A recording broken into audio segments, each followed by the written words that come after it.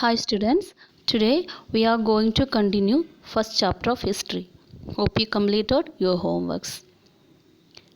Last video we learned about the following points. First, sources of materials, changes in Europe, fall of Constantinople and the Renaissance. Now we will begin with the Protestant movement, Protestant Reformation movement. Before that, we will discuss about the reason for the formation of it. The Roman Catholic Church led by the Pope. The Roman Catholic Church led by the Pope had exercised unquestioned authority over the rulers and people of Western Europe.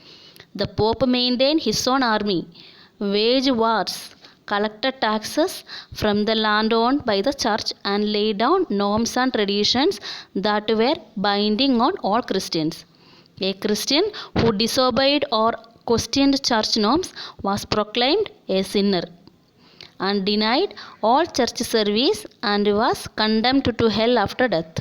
A sinner was severely punished and could even be burnt alive.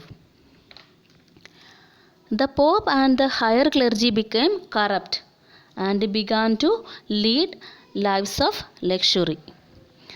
These things leads to the Protestant Reformation movement. Now we are moving to another topic, role of Martin Luther. Protestant Reformation movement began in 1517 under the leadership of a German priest called Martin Luther and spread to most countries of Europe. Martin Luther challenged the church practices of selling indulgences and attacked the immoral life of the higher clergy. Luther translated the published Bible in German. Luther translated and published the Bible in German. He stressed on individual faith. As the only way to salvation and heaven. The Protestant Reformation movement split Christianity into the Roman Catholic Church and Protestants. The Protestant Reformation movement split Christianity into the Roman Catholic Church and Protestants. It brought about changes in their religious beliefs, culture and society. It brought about changes in their religious beliefs, culture and society. Education became widespread. Translation of the Bible into various local languages led to the growth of national literature. That is an important point. Translation of the Bible into various local languages led to the growth of national literature. By the end of the 16th century, the authority of the Roman Catholic Church was considerably weakened, and the concept of the individual freedom gained ground. This led to the foundation of modern democracy. Hope you understood. Next, we are going to another topic, voyages of discovery. The invention of the mariner's compass, astrolabe and quadrant, improvements in shipbuilding and cartography, and the use of gunpowder made long hazardous sea voyages possible. This enabled Christopher Columbus, Vasco da Gama, Magellan and others to discover new routes to the west and east. The period from the 15th century to the 18th century came to known as the Age of Discovery. The period from the 15th century to the 18th century came to be known as the Age of Discovery. The discovery of new lands led to the tremendous expansion in trade. In the 17th century, trading companies such as the British East India Company came to existence. They established trading outposts in different parts of Asia, Africa, and Latin America.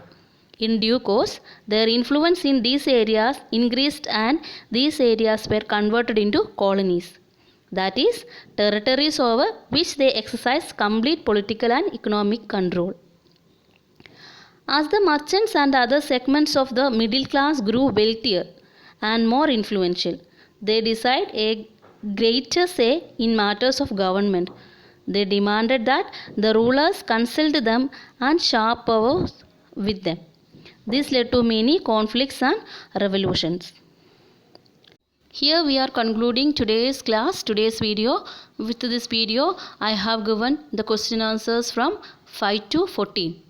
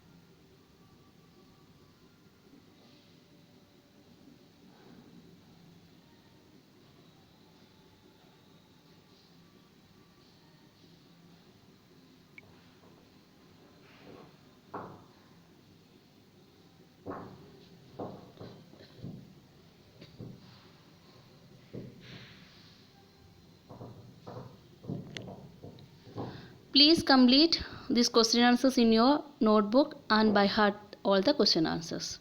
Thank you.